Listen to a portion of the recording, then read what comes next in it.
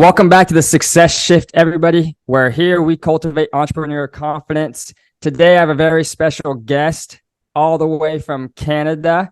I'm very excited for you guys to hear from. Her name is Christine Campbell Rapin, and you can actually find her on her website at christinecampbellrapin.com.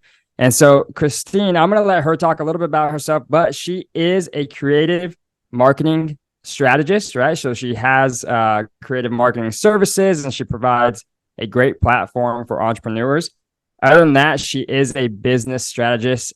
I've had the privilege of getting to know a little bit of her, and I'm excited for you guys to hear from her herself. And so I'm going to stop talking, and I'm going to let her take over from here. Christine, welcome to the show. Thank you for coming on. Tell everybody a little about yourself. It's absolutely fabulous to be here. Thank you for the invitation. So yeah, I am somebody who knew from a young age I would be in the world of business as an entrepreneur, but the path is never the one you expect. And I never set out to mentor people, and I tell people that really candidly, but having worked with more than 400 companies to create a lot of revenue, like $1 billion north of it, people kept saying to me, how do you do business? And I said, business is really simple. And it actually led to a lot of people buying me coffee or a beer or a glass of wine. And I said, I didn't realize how many people really wanted to be successful in business, but didn't know how to create the roadmap to do that. And it is my absolute privilege to get to be the thinking partner for creatives and for people who are scared to build foundations, because I think it will take all the joy out of it, and actually showing them that by having foundations, you have a lot of places to go be creative and make success and make money in a passion that you have. That's amazing. That's amazing. I love that. And so you actually said that you didn't really know that you wanted to be an entrepreneur. And so for you, when was that pinpoint that you knew like entrepreneurship's for me, or did you just kind of start to stumble into it? What was that for you? You know, I spent my whole life in the world of business, and I created a lot of money for other people, but there's not a lot of loyalty always in the corporate space. So even when I was the good soldier doing the asked for thing, I didn't always get rewarded for it. And it was actually a plot twist in my corporate career, a moment when I had a real big change in my career where I thought, now is it. I don't ever want to be in this place again. It is time to start building something of my own. I had no idea what that would look like. And I just put it out that said, I'm open to what it could be. And interestingly enough, the power of your network, somebody who I had worked with halfway around the world in the UK at the time, reached out to me on LinkedIn and said, I think you're back in Canada.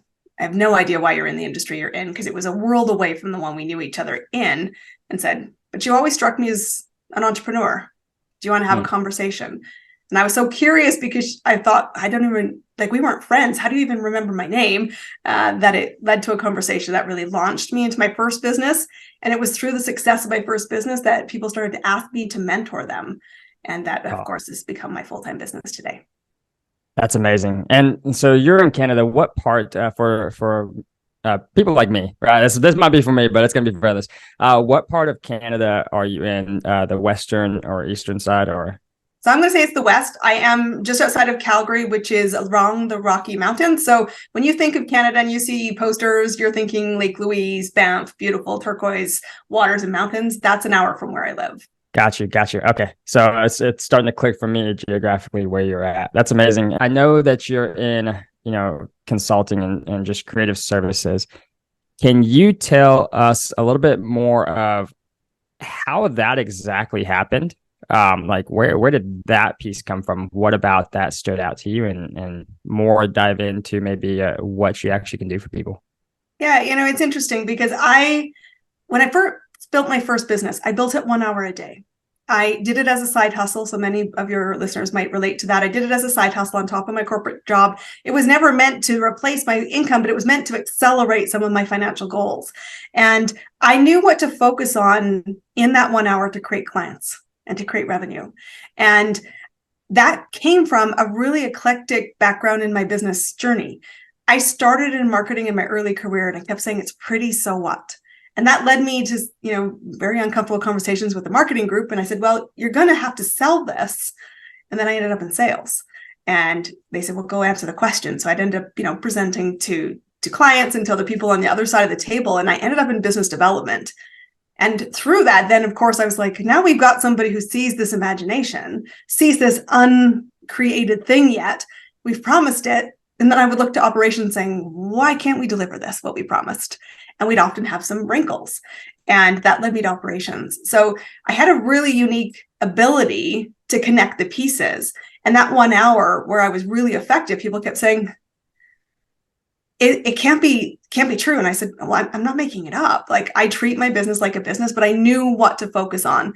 And when I started to work with other creatives, I noted that there was no foundations. So while they might have success initially because their passion leads them to, creating some level of movement, it was hard to sustain. And I said, if you don't know how to build business and you don't know how to spark curiosity, which are the marketing and sales components, and you don't know how to deliver predictable experience, which is your reputation for future referrals, you're going to burn out or go bankrupt. And that's when people started to say, could you show me what you're doing? And I said, sure. Because why not help more people succeed? Like, I just thought, be a good human being, sure. And then people would comment, I can actually see now that you tell me what it is you do, but I can't apply it to my own business. And that's when it started to really shift to that mentorship side and to really helping creatives pull the pieces together in a predictable way that still was really playful and fun and allowed the creativity with money in the bank. Yeah, I love that. You said something earlier that I think should resonate with many. You started part-time and you actually did not have the intention of maybe making it this full-blown business and career that you now have with entrepreneurship. But starting part-time, I think, is a very fundamental foundation, to really just getting your feet wet with that and allowing yourself the ability to figure out the kinks and how you can improve, right? And so that's absolutely amazing. And I feel like some people, when they come to entrepreneurship, some people feel like they have to go full-time right away, right? Which causes a lot of people to, unfortunately step back because they have zero direction, right? And with that being said, there's always a time in entrepreneurship where and I'm going to say multiple times just to be candidly, there's always a time in entrepreneurship where we just completely fall forward, right? And it hits you and that little voice in your head says, maybe this isn't for me, right? Because a lot of us will dive in head first, and try to get off the ground. And I think it's really important for everyone to know, part of failing is part of learning and growing. And from each failure, you learn from your mistakes and you grow with it. For you, what was that failing point of where you really had to take a step back and analyze and how you could rebound from it? And what was that rebound as well? Well, it's really the recognition that you have to embrace the suck, and I've done that in my career because I said I was never the easy hire, because to be hired in sales when you came from marketing just didn't happen. When I got hired as a VP for operations, I didn't come in with a background in ops, but I came with the ability to create the result. And so when I first started my journey, it was a real recognition that nobody's going to build it for me. And it's easy if you come from the world of corporate, and especially if you're building an and story, which is that side hustle mentality, you're not dependent on the income. So you can pick and choose I'm going to say the shiny objects really easily and feel like you're doing business. And I'm like, but what I was observing, not necessarily my own business, but with other people who were doing this in the community I was starting to join, was they were doing what I called the hokey pokey, which is 1 foot in, 1 foot out. They'd go heavy for a month, they'd fall off. And I said, I knew, because I built businesses and not always been successful at it in terms of my world in corporate, or launched products in the world of corporate, that the biggest difference maker was just choosing my speed and staying in the game long enough. And there are moments when it's not working where you start to go, am I crazy?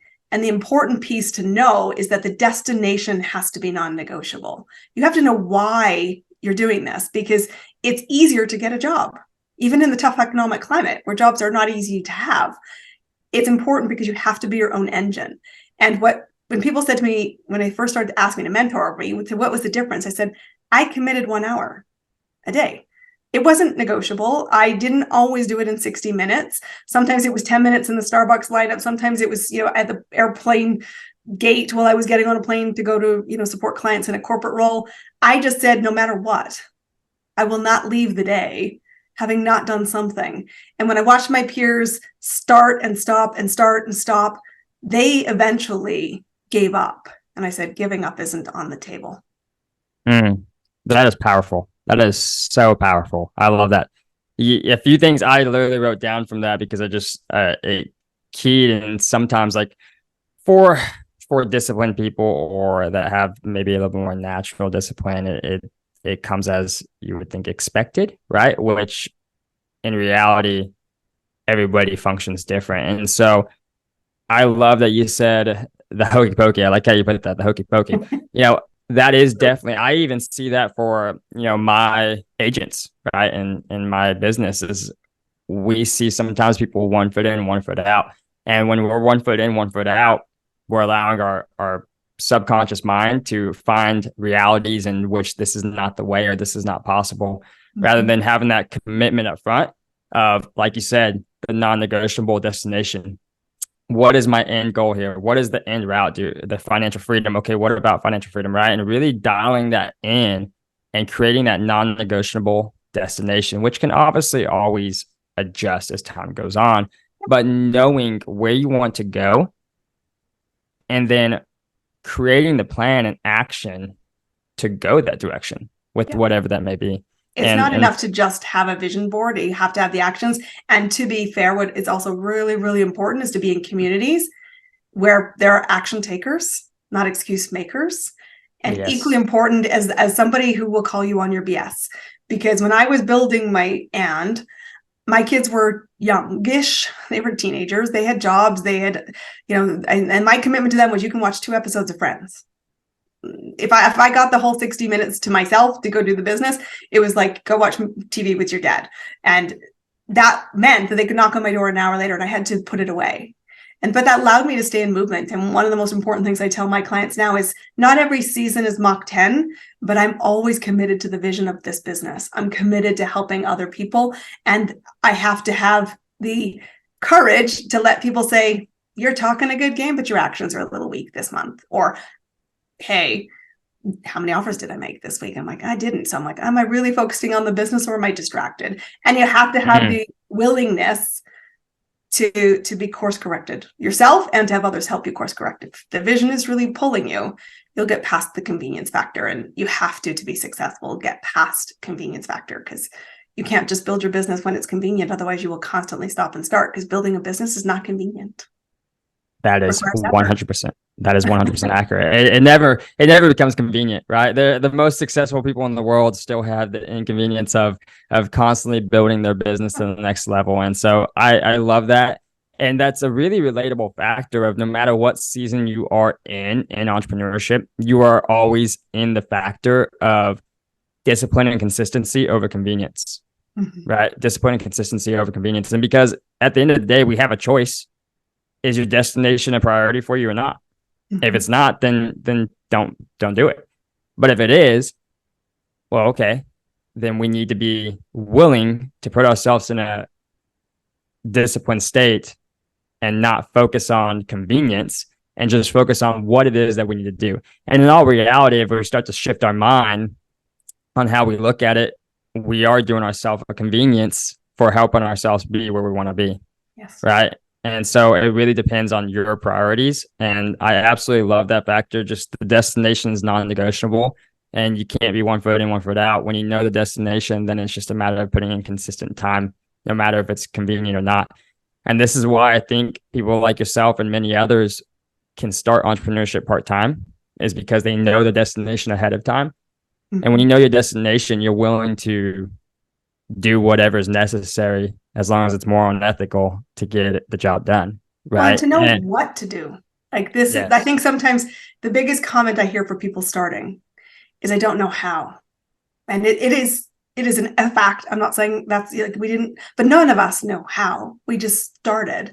And I always tell people, if how becomes your excuse, with greatest love, it is your laziest excuse, because how is a knowledge problem. And there are lots of other business owners out there. They could show you the how. You can model other people's behaviors.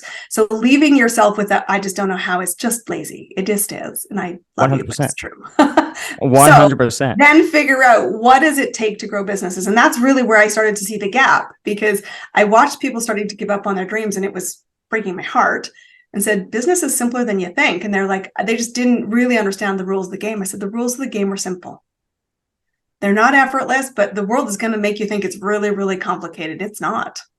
It's not different culturally. It's not different other parts of the world.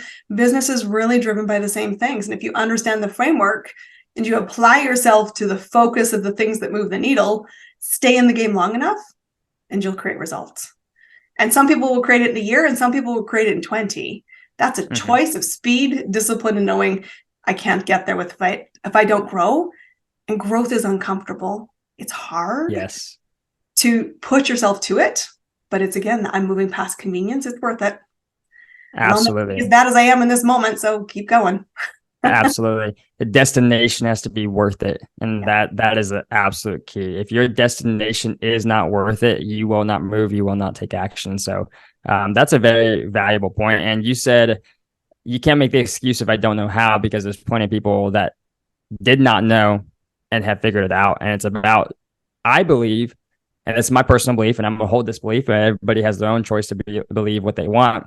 I believe that we have every resource in our head, in our mind, subconscious mind, that we need to be successful. Knowledge. Whether it's the resource of knowing a person that knows a person, or the resource of knowing the information already. You have some form of resource that can get you to a destination.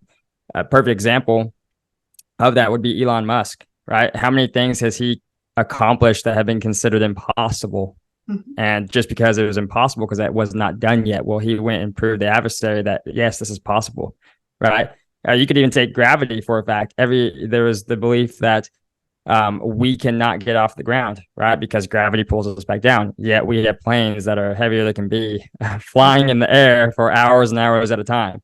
And so there is a belief that nothing is impossible until a factual statement is proven otherwise. And I absolutely love that factor of just not allowing the excuse of I don't know how to be there, and removing that negativity. Instead of thinking I don't know how, who can I talk to, or what step can I make to find the direction needed, right? And I think that who is critical, because the who is the most influential part of the outcome. There's a lot of different strategies, and I know because I'm a strategist, to get you the result. It's choosing your lane. It's choosing how you want to do it. But the thing that's most important is evaluating different people to see, does that fit me? Do I want to do it that way? What are my own value systems? I said, you don't have to model a complete replica of something else out there. Guess what? You're a creator. Yes. By very nature, as an entrepreneur, you're a creator. You're blazing a trail that didn't exist before. By nature, as a human, you're a creator. Yeah, you get to check, am I doing this the way it feels good for me? And if not, guess what? Free pass right here. Write yourself a permission slip and say, I'm changing the game. Yes. Sometimes we don't want to do that because we think we pigeonhole ourselves. I said, there's no career limiting decisions in entrepreneurship. That's one of the biggest freedoms outside of the world of corporate. If it's not right, change it. Nobody's firing you. You're the boss. Yeah, absolutely. Absolutely. You are the boss, right?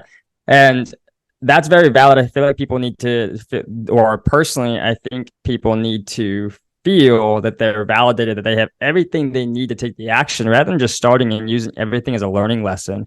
And we were talking about failures a moment ago, and you mentioned one of your really like pivotal moments. What do you feel like was the biggest learning lesson from that moment that you had to project yourself to the next step? It really comes down to the mentality of, if I want to do something, it has to be me. And I don't mean, as I always tell my clients, and I believe this truly, you get to be your own engine, but you don't have to be your only fuel source. And so when I was in that moment, I said, I'm letting somebody do this to me, and the only one who will get me off the floor is me. So take back some of the thoughts, the controls, and the direction, and say, it has to start here. And one of the things that I know as a mentor is I always say to people, like, I can't want it for you. I mean, I can hold the vision for you, but I'm asking you to tell me what the vision is. And I will hold it while you wobble. I'll remind you why it was important, and I'll help, reinforce things. But I know, because I've tried to in the corporate world as a leader, want it for my team, my staff, my peers. And I'm like, it's just never works. It's always dysfunctional. It's always a friction point. And so one of the most important lessons I knew was that if I wanted this, I would have to bet on myself. Mm-hmm. And I know when I made my very first big investments into my business journey, and that was to get mentors and to get support, the thing is I was scared of, that was the money. I mean, don't get me wrong, I had to create it, but I believe I could create more of it. The biggest thing was, if I do this for me, I have to show up for me. And that was the harder bit, because it's easier to show up for somebody else. It's easy to show up for a paycheck. It's easy to show up because you think you're retiring your partner, you're doing this for your kids, you're doing this for somebody else. I said, no, in the dark, dark moments, you do it for yourself, for the self-worth, for your own vision, for the legacy you want to create. And so my big moment in awareness was, I have to be able to stand and say, I'm doing this for me. And that means I can't quit on myself. I have to be my own engine. And then I can find other people to be fuel sources for me, to remind me when I wobble, or to pick me up if I scrape my knees, and to also cast my vision higher than I could see in the current chapter. And that still means I have to build my own belief that I am worthy, not because somebody else granted it to me, but because I am simply choosing it. That took time. It still wobbles on occasion today, but I'm steadfast when it happens. I'm more quickly able to see the pattern and go, this is so irrational. Go bet on yourself and get going again. The key to everything is action. One step. Action. Just one. Action. Just one step. I always use the motto 1% better each and every day. Right? Absolutely. And people, I think, underestimate the compound factor of that, because 1% better each and every day is not a big difference. It's waking up at this time rather than sleeping in, or it's changing how I think on this rather than this, right? It's just one piece of the pie that's going to compound over time, 1% better each and every day. And for everybody that is maybe in a position to where they're in a rut of, hey, I just had this massive hurdle, right, or wall that popped up in front of me. I don't know what to do next. How do you guide people, or what would you guide people to do to get over that wall? Well, the first thing is always go back to, remember, just because you can't see over the wall doesn't mean there's not another side to the wall. And so the first thing is always go back to your vision. And vision is always such an important thing because it has to pull you.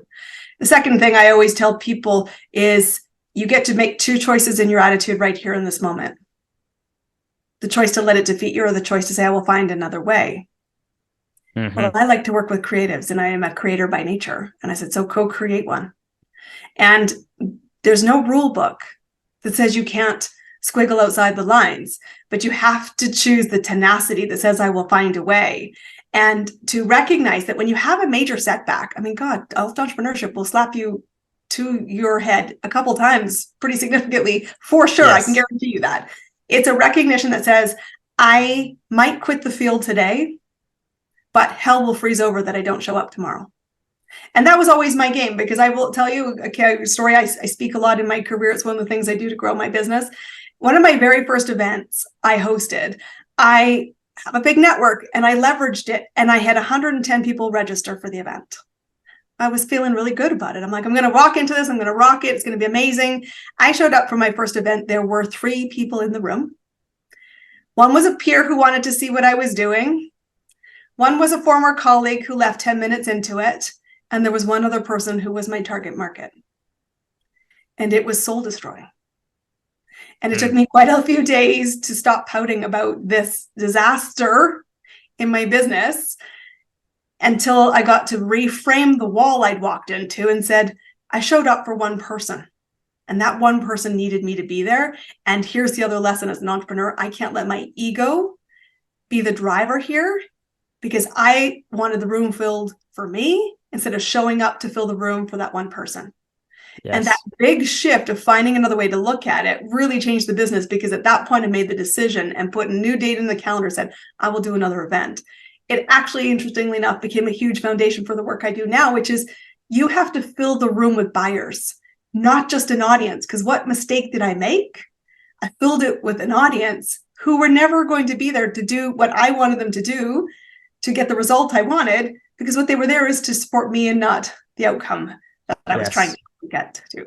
So it was a good moment, but I was human. I pouted. I was very unhappy for a few days. My husband's like, get over this. Like, you did this event, you created an event, you wouldn't have learned this if you hadn't done it. And that one person, did you change their lives? I said, I absolutely changed their lives. He said, wasn't that enough?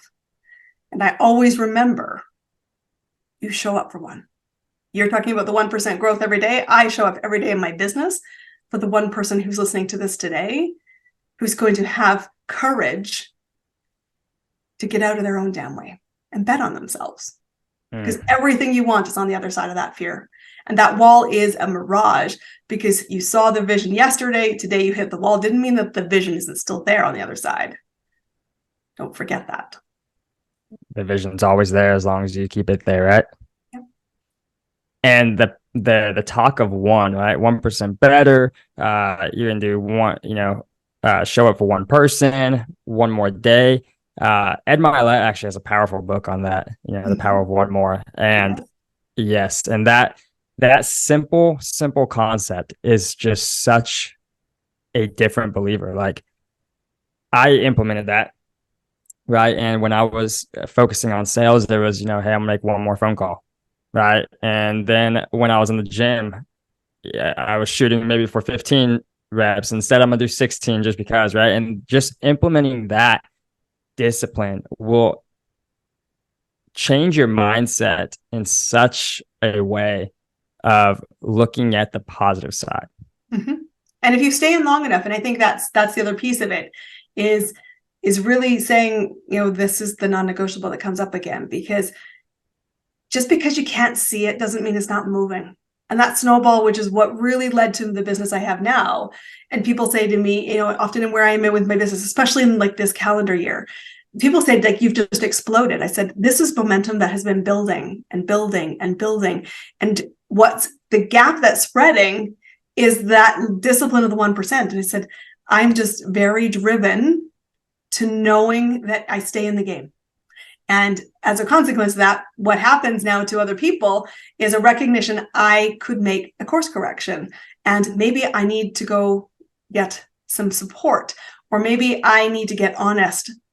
Where are my excuses? Because everything as an entrepreneurial journey comes down to your ability to see the gaps in your confidence, the gaps in your income, the gaps in your mindset, the gaps in your capabilities, the gaps in your confidence.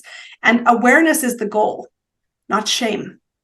It's awareness, because with awareness is knowledge and your invitation to take another one step. None of us hatch successful. We grow to it. It's pretty ugly, but we keep going. And then we have these amazing stories that we need to tell, because the highlight reel has not helped the expectations that you can start a business, spend 6 months on the beach, and have this infinite recurring passive income that people aspire to. I said, boy, did we ever screw people's expectations of what it takes. Yes. And truthfully, that's an exception to the rule. And often it's not a truth, it's a mirage.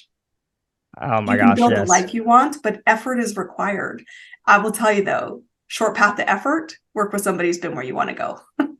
Yes, that is a very valid point. And we talked about this on a few episodes ago, of the mirage of social media, because it looks like it's sunshine and rainbows where, hey, you do this for 6 months and you're going to be financially free sipping, margaritas on the beach, right? Like, that is a false pretense. And like you said, it happens for some, right? If we win the lotto, we hit big on crypto, whatever it may be. But overall, like in the true grind of entrepreneurship, that is a pure mirage. It like we stated before, is a constant discipline of inconveniency. Well, and it goes to where it's also led to some challenges, is people misunderstanding what it means to grow a business.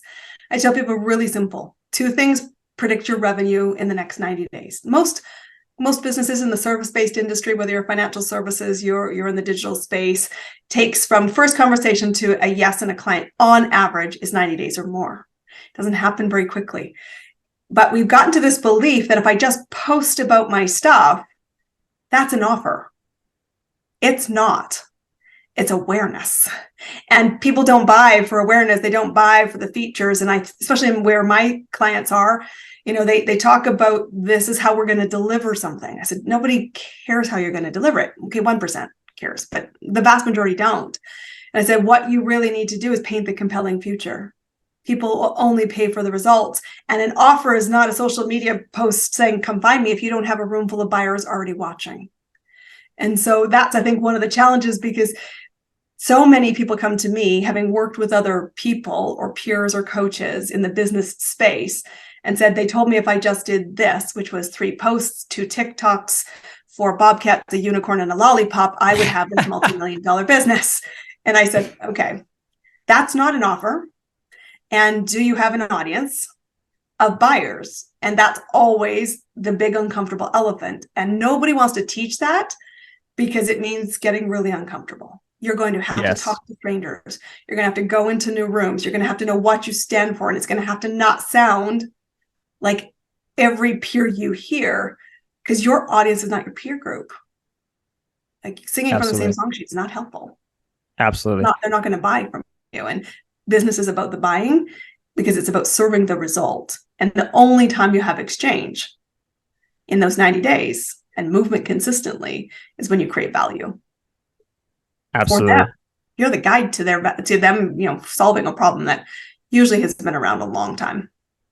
Yes, absolutely. Most of the time, I tell even my agents in my businesses, if your circle, your friends and family are going to make you wealthy, you'd be wealthy already, right? It's not our peer group, like you said, that brings us to success. We look for support from them, but they are not the ones that are going to bring your success. Otherwise, you would be wealthy already. And so it does take getting very uncomfortable and putting yourself out there to meet strangers and talk to strangers and have a strategy on how you can constantly and consistently bring in new prospects. Right? And that's a very valid point. For people that are trying to just get going, and because you said it spot on, talk to somebody that's been where you're at, right? And I think even to take that a step further is talk to somebody that's been where you're at the most recent stage, right? The person that just got through where you're at is probably the most equivalent to you, because they did it in the time period that you've done it, the generation that you've done it, right? The people that also be more honest, because it's more raw still. Yes, they still have all the memory of the ups and downs of it. Yeah, exactly. And to put that in perspective, somebody that made it in the 90s, it doesn't have all, not to say none, but doesn't have all the steps for you to make it in today's world, 100%. Because today's world is a completely different world from the 90s world, right? And so pay attention to who we're taking advice to, which era did they learn from? Right? And I think that's where AI is interesting. And not that we need to blow up the world with AI, but AI is an interesting one, because a lot of people think it's going to predict the future. And I say, let's just check that assumption for a second, because the data set in the AI world, whether it's ChatGPT or somebody else, is actually 2 years out of date. It's from COVID. So the world of COVID and the world of now are really, really different. And all it's going to do is tell you how you're looking backwards. If you're a creator and you're trying to get income and try to build influence to get people to have results today, you have to be predicting, creating, finding new ways to have your own sense of thought leadership. That is what's going to make you stand out in the marketplace. And one of the biggest things I've seen shift is that, one, our antenna for BS is higher, because we've all been through so much social media stories. It's also now saying, don't tell me how it used to be. How can we create it now? And that's where your ability to think, to pivot, to stay undeterred with that non-negotiable creates the most value in the marketplace. And I think when we get a little lazy, because I said we were trying to answer with AI the how question. I go back to what I said earlier. How is the laziest question? Because once we all have that info, we're all using the same prompts, and we're all using the same stuff, we're right back into where we didn't want to be, which is lost with the crowd. Yes. And so how do you stand out? Paid is the must hire. Absolutely. I know for me, like a few things that I even wrote down personally, and it's not like I haven't heard it before, I haven't said it, but like a reminder for myself, even, I took down that how you said, it's up to me, right? It's always up to me. my success is never going to be in the hands of someone else. Do I look to someone else to find the way, right? I have the story of when I was in real estate. I want to know how to become successful. And not every person that has become successful can teach you how to grow into success, right? There's a difference between doing it and teaching it. And I would tell a story of how, I always wanted to know how to get from A to Z. And I would always get when I came in, I did this, I got to Z, right? And that's great and all, but you just missed the rest of the alphabet. I need to know the left-hand turn, the right-hand turn, the U-turn, and all that. Sometimes I went around the roundabout the wrong way. Yeah, right. Exactly. Which direction? I need direction, right? And I think everybody's searching for direction. But at the same time, sometimes we can retract and misconcept direction for my successes in someone else's hand, when in reality, it's up to you. You have the resources in your mind to find the who. And so go find the who that has the direction to get you to the destination. 100%, right? Because you must become you must build your own mastery. Like, somebody can give you a path, and I think you make a really brilliant distinction. Just because someone can get them there by themselves, can get the result, does not make them a good mentor, does not make them a good guide to deconstructing it and showing you the steps. Because lots of times we don't want to take a look back and really figure out the moments and the pivot points. It takes a very unique skill set to do that. So challenge that if you're seeking support and who you surround yourself with. But second point to that is also then saying, okay, if I'm going to get mastery, you have to find your own way to take all of your expertise. And then you said that earlier as well. Everything you have and you need is inside already, because somebody needs you to be right where you are, to be the connection for them as the next step, because you're one chapter ahead. And so don't mistake the power of the now and the fact that you're creating the mastery that says, I'm unlike anybody else in the marketplace, because this is what's brought me to here. This is how I see the world. And that has to be a very confident statement. And here's where I also equally see I'm a work in progress. Absolutely. And I think being confident and knowing that work in progress is something that you said earlier. Your destination is non-negotiable. Mm-hmm. And something that resonates me with is our vision can be weak if we don't truly know why we're going for that vision. And so for some people, they're like, well, I want the Lamborghini. And some people are going to tell them that's a materialistic thing. That can't be a desire. And I honestly say bullcrap to that, because for some people, that Lamborghini represents something else. Mm-hmm. Right. I was actually speaking to somebody the other day or the other night. We were talking and we started to talk about what it was that he was wanting. And it was a black Ferrari and a beautiful house. And when he started to tell me all this, I said, what does that represent for you? And he said, peace. Mm-hmm. Stability. Right. Perception of stability. Yeah. And that's the destination. Mm-hmm. Peace is the destination. Right. And so when people tell you that you can't have a materialistic thing, I think it's crap, because sometimes the materialistic thing helps us have motivation, but it's really just taking that materialistic thing to the next step of, okay, what does this materialistic thing represent for you? Right. And that was actually something that a mentor helped me find was, it's not the money that you want, it's what the money does for you. And what does that represent? Right. And so I think that's very, very valuable. Because all of us chose entrepreneurship for intangible things. Peace, stability, control, family. Safety. These are things that we ultimately said, I'm actually going back to it, my own engine. I bet on myself. And for whatever thing that drove you to not have that you're seeking, it's going to be the thing that propels you to keep going. And you're right. I said, and this is also my invitation to everybody. I said, don't let somebody else judge and take up rents in your head about what you aspire to. Because it's a very personal thing. And I know one moment in my own business journey where I started to believe that my goals were really about other people. And I mean, specifically intimate people, my parents, my husband, my other intimate family. I said, I'm doing this for them, until my husband checked me and said, we love who you are. And yes, we have a spillover that's really amazing for your success, but you don't get out of bed for me to do your business. You get out of bed to love me, but you don't do your business that's not tied to that. It's not tied in any way, shape, or form. So don't forget, when I asked you when I first made the decision to start my first business in 2018, my instinctive answer was I did it for me. Yes. And then I started to think that's not a socially acceptable answer. But anytime I wobble, it is the reason I have to go back and say, nobody's going to do this for me. It is me. It is my choice. And I also have to, you made a comment about having family. And if you'd had family support, they would make you wealthy. You'd have it already. You might not have the luxury of your friends and family supporting you. And I said, that's okay. I have to always remember that this was my dream, my vision. My family is supportive, but this is not, I can never put the expectation that they have to jump in and carry the weight.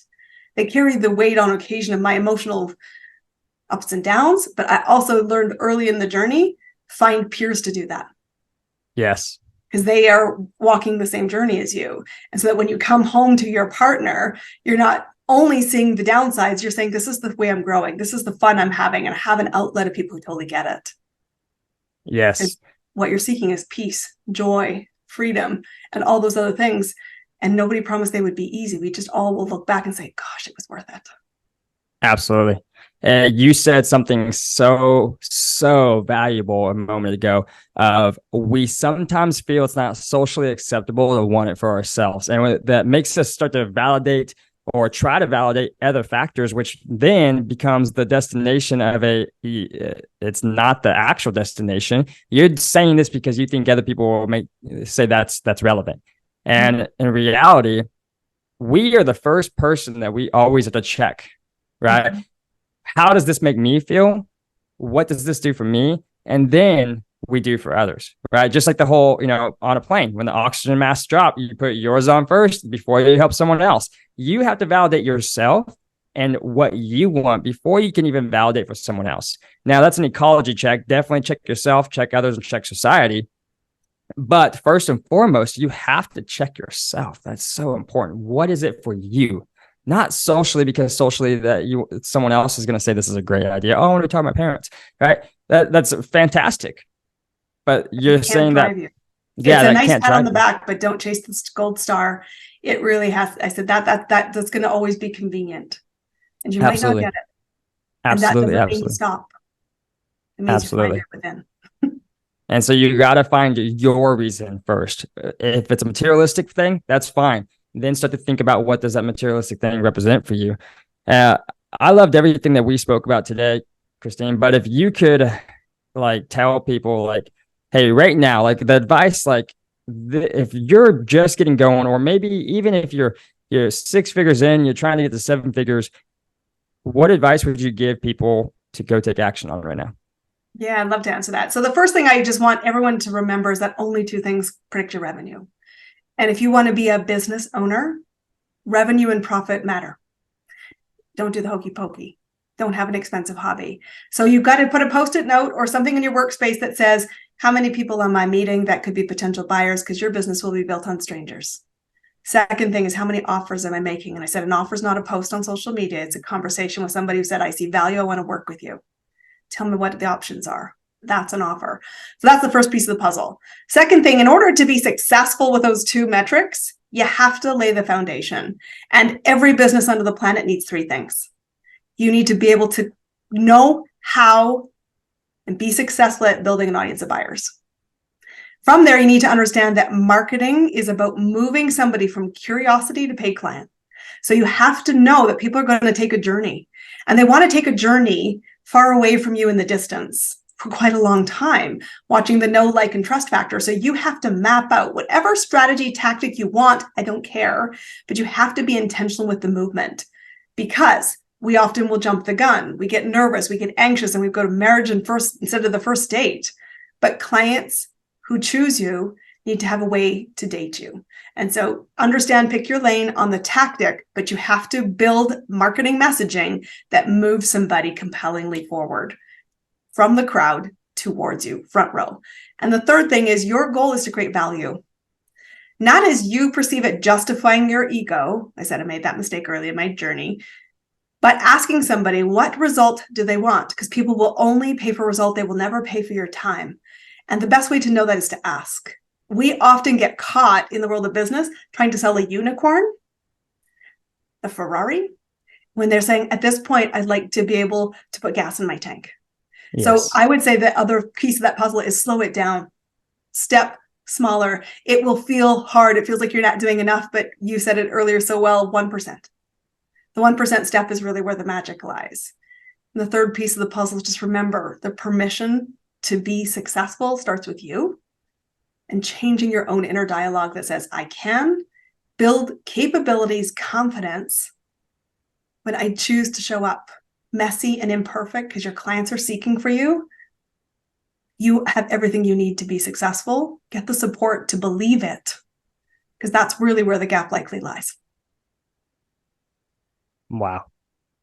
That was so incredible. I know that everyone extracted exactly what they needed from that.